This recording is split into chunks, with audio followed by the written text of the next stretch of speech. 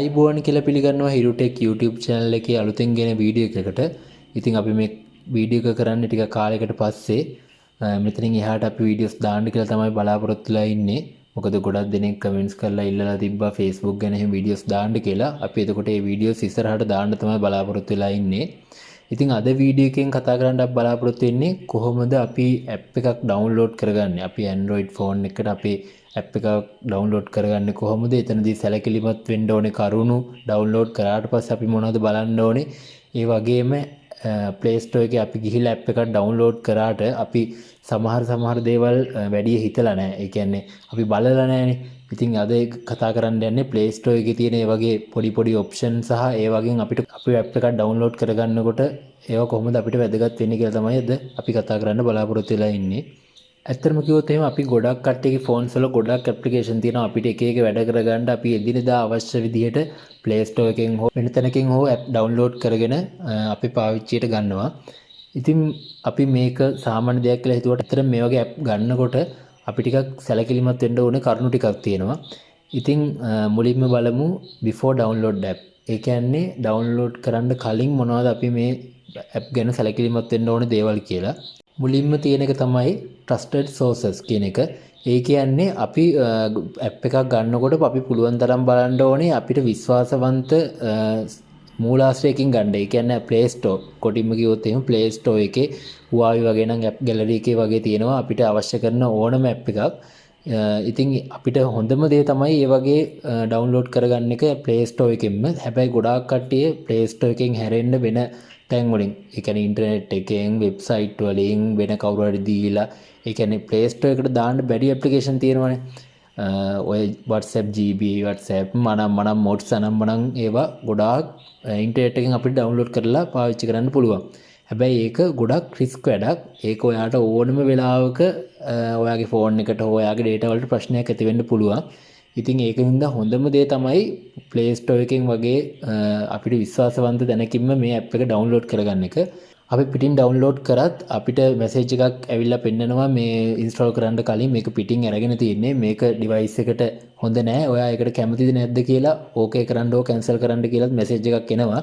ඒ කියන්නේ අපිට මොනවා හරි හිතන්න දෙයක් එතන තියෙනවා. ඇත්තටම මේක ප්‍රශ්නයක් වෙන්න හෝ නොවෙන්න පුළුවන්. Play Store එකට සාමාන්‍යයෙන් app එකක් දානවා නම් ගොඩක් නීති රීති තියෙනවා. ඒ නීති රීති වලට අනුව තියෙන app එකකට විතරයි Play Store එකට දාන්න පුළුවන් කෙනෙකුට හදලා. පිටදී එහෙම නෑ. ඕන app එකක් දාන්න පුළුවන්. ඕගොල්ලන්ගේ data හොරගම් කරන්න හරි credit card අනම්මනම් password ඔක්කොම ගන්න ඒගොල්ලන්ට program කරලා ඒ app එක internet එකට දාලා ඕගොල්ලෝ download කරාට පස්සේ ඒ වගේ ප්‍රශ්න ඇති වෙන්න පුළුවන්. ඉතින් හොඳම දේ තමයි ඔගොල්ලෝ විශ්වාසවන්ත Play Store එකෙන් හෝ Apple නම් App Store එකෙන් හෝ Huawei වගේ නම් App Gallery වගේ තියෙන විශ්වාසවන්ත එකෙන්ම download කරගන්න එක තමයි හොඳම විදිය. ඊළඟට අපි බලන්න ඕනේ මේ app එකේ reviews. Reviews කියන්නේ පාවිච්චි කරපු කට්ටිය කොහොමද මේක ගැන කියලා තියෙන්නේ කියලා. අපිට ඒවා බලා ගන්න පුළුවන් Play Store එකේම තියෙනවා. ඊට අමතරව Facebook එකේ අපිට search කරලා බලා ගන්න පුළුවන් post දාලා තියෙන ඒවා group තියෙනවා. ඊට අමතරව website වල තියෙනවා YouTube එකේ තියෙනවා. ඒ වගේ පාවිච්චි කරපු කට්ටිය මොනවද කියන්නේ කියලා බලා ගන්න පුළුවන් රිවිව්ස් වලින්. එතකොට අපිට යම්කිසි අදහසක් ගන්න පුළුවන් අපේ මේ හොයන වැඩේට මේ ඇප් එක ගැලපෙනවද එහෙම නැත්නම් නැද්ද කියන දේ. ඇත්තටම සමහර ඇප් ගොඩාක් ඩවුන්ලෝඩ් තිබ්බට අපිට අවශ්‍ය කරන වැඩේ කරගන්න බෑ. ඒක රිවිව්ස් වල ගොඩාක් බැලුවා නම් ඕගොල්ලන්ට අයිඩියා එකක් ගන්න පුළුවන්. හොඳම රිවිව්ස් තියෙන්නේ මං හිතන විදිහට නම් Play Store එකේ. ඒකේ දාලා තියෙනවා ගොඩාක් රිවිව්ස් අපිට වෙන් කරලා කාණ්ඩ වශයෙන් බලන්න පුළුවන් හොඳ ඒවා මොනවද නරක ඒවා මොනවද කියලා. ඉතින් ඇප් එකක් ගන්න කලින් අපි රිවිව්ස් බලන එකත් ගොඩක් දුරට ඕගොල්ලන්ගේ වැඩේට පහසු වෙනවා. ඊළඟට ඇප් එකේ privacy policy එක බලන්න පුළුවන්. ඒ කියන්නේ ඇප් එකෙන් අපේ සාමාන්‍යයෙන් ඇප් එකකින් අපේ data ගන්නවා. අපෙන් permission ගන්නවා මේවට access කරන්න. මේවට ඇතුල් වෙන්න පුළුවන් විදිහේ කියලා permission ගන්නවා. එතකොට අපේ ඒගොල්ලෝ data ගන්නවා. එතකොට මොන වගේ dataද ගන්නෙ? මොන වගේ dataද ඒගොල්ලෝ stock ඒ කියන්නේ ඒගොල්ලෝ තියාගන්නේ. නැත්නම් මොන වගේ ඒවාද ඒගොල්ලෝ පිටට share කරන්නේ කියලා ඒ privacy policy එකේ ඒගොල්ලන්ගේ ඒක හරියට නීති රීති. ඒගොල්ලන්ගේ නීති රීති ඒගොල්ලෝ කරන කියන දේවල් ටික ඒ ඇප් එකෙන් වෙන දේවල් ටික ඒගොල්ලෝ දාලා තිනවා. ඉතින් අපිට බලන්න පුළුවන් ඒක කියවලා මොන වගේ dataද අපි ඒගොල්ලෝ ගන්නෙ සහ ඒගොල්ලෝ පාවිච්චි කරන්නේ කියන දේ share කරන්නේ මොනවද? ඒ වගේ දේවල් අපිට ඒගොල්ලන්ගේ note එකෙන් බලා ගන්න පුළුවන්. ඒවත් Play Store එකේ app එකේදීම දාලා තිනවා link එකකින් එතනට ගිහිල්ලා බලා ගන්න පුළුවන්. ගොඩක් කට්ටිය නම් ඉතින් මේවා බලන්නේ නැහැ. ඒ කියන්නේ ඔයගොල්ලෝ ගොඩක් හිතනවා නම් ඒ ඇප් එකේ ඔයගොල්ලන්ගේ data ගැන ඔයගොල්ලෝ privacy ගැන ගොඩක් හිතනවා නම් මේක කියවලා ගන්න එක තමයි හොඳම දේ. සමහර කට්ටියගේ සංවේදී දත්ත තියෙනවා වැඩි ෆෝන් එකේ. ඉතින් ඒ වගේ කෙනෙකුට මේ වගේ privacy policy එකත් කියවලා බලන්න පුළුවන් මොන වගේ dataද හුවමාරු වෙන්නේ කියන දේ. ඊළඟට අපිට බලන්න පුළුවන් how about developer. ඒ කියන්නේ මේක develop කරේ කවුද? ඒ කියන්නේ වග කිය යුතු ආයතනයක්ද? එහෙම නැත්නම් ඒගොල්ලෝ තව apps දාලා තියෙනවද කියලා ඒක ඒගොල්ලන්ගේ නම උඩ ක්ලික් කරපුවාම වැටෙනවා. එතකොට ඒගොල්ලන්ගේ reviews, ඒගොල්ලෝ තව මොනවද දාලා තියෙන application ඒවා හොඳයිද? ඒ වගේ developer ගැනත් අදහසක් ගන්න පුළුවන් අපිට Play Store එකෙන්ම. එහෙම නැත්නම් ඉන්ටර්නෙට් එකෙත් ඒගොල්ලෝ ගැන සඳහන් වෙලා තියෙන්න පුළුවන්. ඉතින් එහෙමත් බලන්න පුළුවන් developer හොඳ කෙනෙක්ද? ඒ වගේ දේවලුත් බලන්න පුළුවන් අපිට app එකක් ගන්නකොට. ඊළඟ කාරණය තමයි OS is updated කියන එක. ඒ කියන්නේ අපේ Android version එක අපේ software එක update වෙලා තියෙනවා නම් ගොඩාක් දුරට හොඳයි. මොකද Play Store එකේ ඉන්න update app එක අපේ phone එකට connect වෙනවනේ. ඊට පස්සේ data sharing permissions අනම්මනම් ගන්නවනේ. එතකොට හොඳම දේ තමයි සාමාන්‍ය phone එකක් update වෙනකොට ඒකේ securityත් update කරනවා. ඒ කියන්නේ ඒ security වල මොනවා හරි අවුල් තිබ්බනම් ඒ දේවල් ඔක්කොම හරි ගස්සලා අප්ඩේට් එකෙන් අප්ඩේට් කරලා තමයි දෙන්නේ. එතකොට ඒකට ගැලපෙන විදිහට තමයි app එක run වෙන්නේ. ඒ කියන්නේ OS එකයි app එකයි අතර වැඩ කරගන්න පහසුයි. ඒ කියන්නේ අපි හිතමුකෝ අපේ පරණ OS එකේ තිබ්බ කියලා security ප්‍රශ්නයක් ඒක අල්ලලා app එක හදලා තිබ්බොත් එහෙම එතකොට ඒකෙන් ප්‍රශ්නයක් වෙන්න පුළුවන්. ඒක නිසා අපේ OS එක අප්ඩේට් කරලා තියෙනවා නම් ගොඩාක් දුරට අපිට වෙන හානිය කියන දේ අඩුයි. ගොඩාක් කලාතුරකින් තමයි මේ වගේ දේවල් වෙන්නේ. හැබැයි නොවෙනවමත් නෙවෙයි ඕන තරම් data leak වෙනවා, Facebook hack වෙනවා කියයි, YouTube එක මගේ account එක නැති වුණා කියයි ඕන තරම් ඒ වගේ ප්‍රශ්න එනවා. WhatsApp ban වෙනවා කියයි එක දිගටම. එහෙම අපි නොහිතන පැත්ත වෙන්න පුළුවන්. Gmail account hack වෙන දේවල් වගේ ඕන තරම් දේවල් වෙන්න පුළුවන්. ඒක නිසා තමයි තමන්ගේ දෙයක් කරගන්න මේ වගේ app එකක් ගන්න කලින් ඕගොල්ලෝ මේ කරුණු ටික සහ ඊට අමතරව දේවල් තියෙනවා නම් ඒ ගැන හිතලා බලලා ගන්න එක හොඳයි. මොකද අපි app එකක් ගන්නවා නම් දීර්ඝ කාලීනව පාවිච්චි කරන්න තමයි ගොඩක් විදිහට ගන්නෙ. ඉතින් ඒක නිසා ඕගොල්ලෝ banking app එතකොට ඔය මුදල් හා ගනුදෙනු කරන app තියෙනවා නම් එතකොට ඕගොල්ලන්ගේ Facebook account ඒ වගේ දේවල් වල ගනුදෙනු කරන app තියෙනවා නම් ටිකක් මේ විදිහට හොයලා බලලා ගන්න එක තමයි මම කියන්නේ සුදුසුම දේ. ඒක කරන එක ඕගොල්ලන්ටම වාසියක් තියෙයි. ඉතින් ඊට පස්සේ අපි බලමු මේ app එක ඔයගොල්ලෝ මොකක් හරි app එකක් select කරලා ඒක download කරගත්තට පස්සේ මොන වගේ දේවල්ද බලන්න ඕනේ කියන දේ. ඉතින් මෙතනදී අපි මුලින්ම කතා කරමු app permission. ඒ කියන්නේ අපි app එකක් ගත්තට පස්සේ ඔයගොල්ලෝ දැකලා ඇති ඕනම app එකක් මුලින් වැඩ කරගෙන යනකොට පළවෙනි පාරම අපෙන් ඉල්ලනවා මේ දේවල් වලට access ගන්න permission. contact වලට ඊට පස්සේ කැමරා එකට ඒ වගේ දේවල් permission ඉල්ලනවා දැකලා ඇති. ඉතින් ඒක තමයි permission කියන්නේ මෙතන. අපේ Play Store එකෙත් ඒක සඳහන් කරලා තියෙනවා ඒගොල්ලෝ මොන වගේ permissionsද ඉල්ලන්නේ කියලා. එතකොට app එක පළවෙනි පාර පටන්ගෙන කරගෙන යනකොට මේ permission ටික දෙනකොට බලන්න සැලකිලිමත් වෙන්න මොන වගේ permission ද ඒගොල්ලෝ එතනින් ඉල්ලන්නේ කියලා. අපි හිතමු ඕගොල්ලෝ ගත්තේ torch app එකක් කියලා. torch app එකට location ඉල්ලනවා නම් එහෙම නැත්නම් contact ඉල්ලනවා නම් ඒක එච්චරම සුදුසු දෙයක් නෙවෙයි. ඒ කියන්නේ ඒකේ මොකක් හරි අවුලක් තියෙනවා. එතකොට එහෙම permission දෙන්න එපා. සමහර application තියෙනවා background run වෙන්න, තව app එකක් උඩින් run වෙන්න අන්න ඒ වගේ දේවල් තියෙන.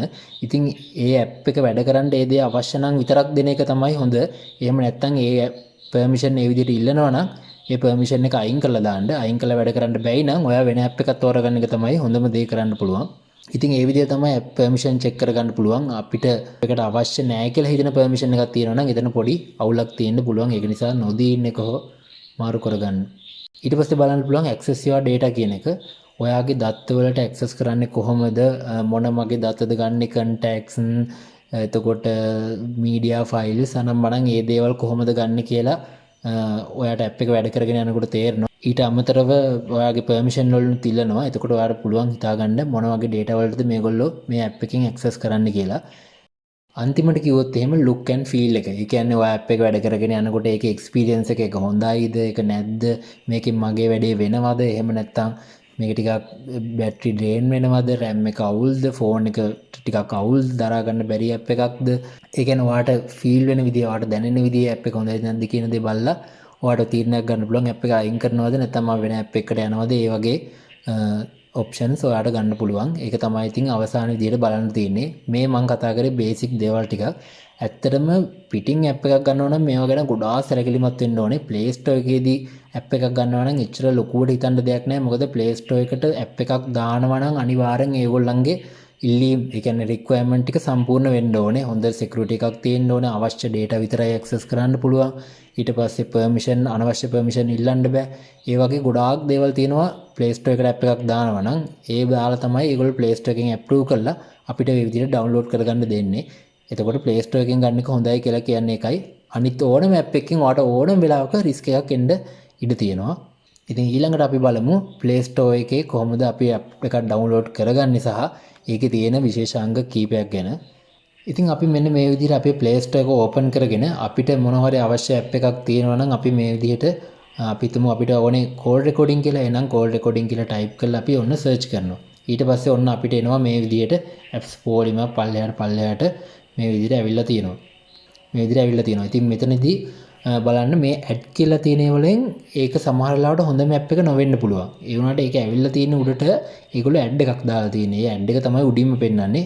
මෙතනදී නම් දැන් එකයි පෙන්නන්නේ ඇඩ්වර්ටයිස්මන්ට්. සමහර ඇප් වල ගොඩාක් ඇඩ්වර්ටයිස්මන්ට් 3ක් 4ක් වගේ පල්ලෙහාට තියෙනවා.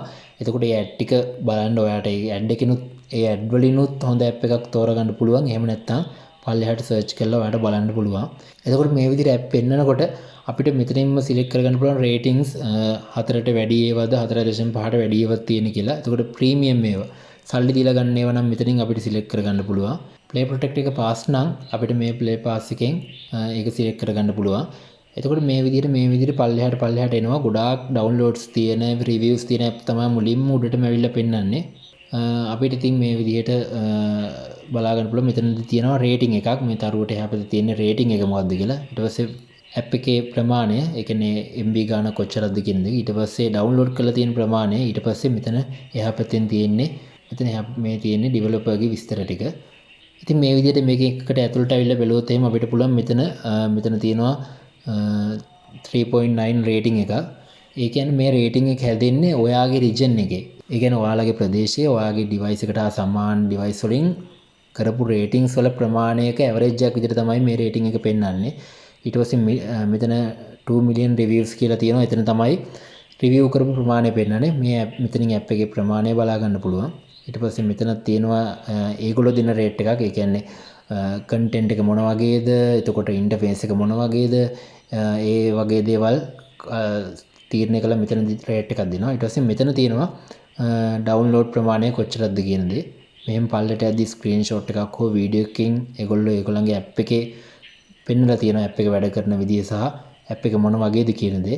ඊට පස්සේ මෙතන about this app කියන එකට ගිහිල්ලා අපිට බලා ගන්න පුළුවන් මේ ඇප් එකේ විස්තර මොනවද කියලා. එතකොට මේ ඇප් එකේ තියෙන ඔප්ෂන් මොනවද, මේ ඇප්ලිකේෂන් එකෙන් කරන්න පුළුවන් දේවල් මොනවද, ඒ වගේ දේවල් බලා ගන්න පුළුවන්. මෙතන what's new කියන එකෙන් තියෙන්නේ අන්තිමට ආපු අප්ඩේට් එකෙන් ඒගොල්ලෝ දුන්න ෆීචර්ස් වගේ දේවල්. ඊට පස්සේ මෙතන content ads කියන එකේ තියෙනවා ඒගොල්ලෝ කියන්නේ මේ ඇප් එකේ ඇඩ්වර්ටයිස්මන්ට් තියෙනවා.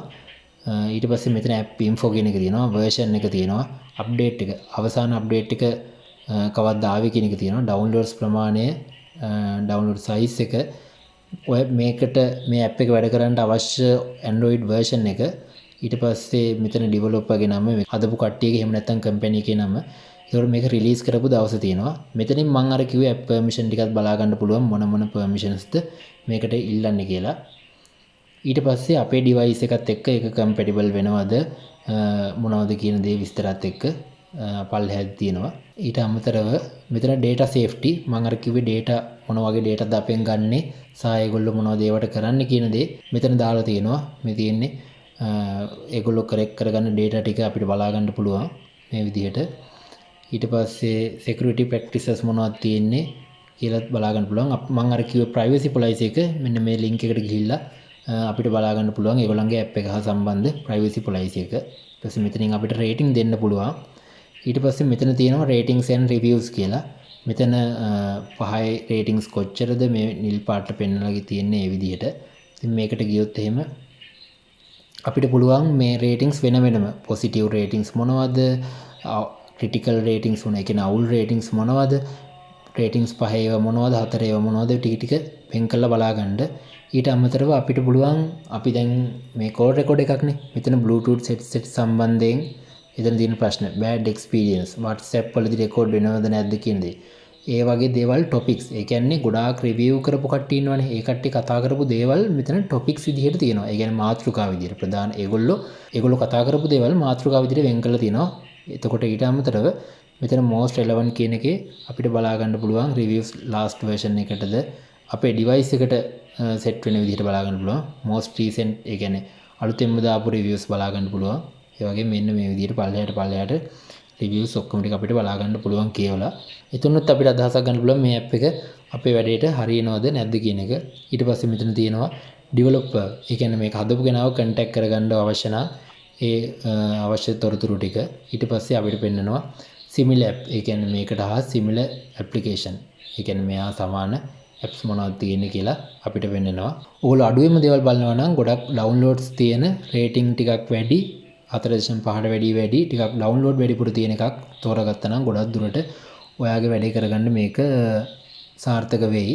එහෙම නැත්නම් ඔයාලට පුළුවන් වෙන option එකක් බලන්න. සමහරවිට මේ උඩ තියෙන apps වලින් කරගන්න බැරි වෙච්ච දේවල් පල්ලෙහා තියෙන normal reviews අඩු downloads අඩු ratings අඩු application එකකින් වෙන්නත් පුළුවන්. එහෙම දේවලුත් ඕන තරම් තියෙනවා. ඉතින් මේ විදිහට මෙතන දාලා තියෙනවා contain ads in app purchases කියලා. app එකේ advertisement අපිට හම්බ වෙනවා. ඊට අමතරව අපිට app එකේ ඇතුළේදී purchase කරන්න අවශ්‍ය features තියෙනවා නම් අපිට සල්ලි දීලා ගන්න පුළුවන් විදිහේවත් තියෙනවා. ඒකයි මේ දෙකෙන් කියන්නේ. මේ Play Store එකේ search කරලා app එකක් බලනවා නම් මේ වගේ දේවල් ටික දැනන් හිටපුවාම හොඳටම ඇති. ඉතින් මම හිතනවා අද මේ වීඩියෝ එක ඕගලන්ට මොන හරි දෙයක් වැදගත් වෙන්න ඇති කියලා, ඕගොල්ලෝ නොදන්න මොන හරි දෙයක් අලුතෙන් දැනගන්න ඇති කියලා. ඉතින් එහෙම තියෙනවා නම් අපේ මේ channel එක subscribe කරගෙන යන්න අමතක කරන්න එපා. අපි මේ විදිහට පොඩි දේවල් වල කතා නොකරපු තැන් කතා කරන්න ටෙක්නොලොජි සම්බන්ධයෙන් මොනවද අලුත් දේවල් මොනවද අපි සැලකිලිමත් වෙන්න ඕන දේවල් වගේ දේවල් කතා කරනවා අනිවාර්යෙන්ම මේ YouTube channel එකේ ඉස්සරහට. Facebook pages group ඒ වගේ අපිට කවුරුත් නොකියන දේවල් අපි කතා කරන්න ඉස්සරහට බලාපොරොත්තු වෙනවා විස්තරාත්මකව. ඉතින් අපේ channel එකත් එක්ක එකතු වෙලා ඉන්න කියන ගම හැමෝටම සුබ දවසක්.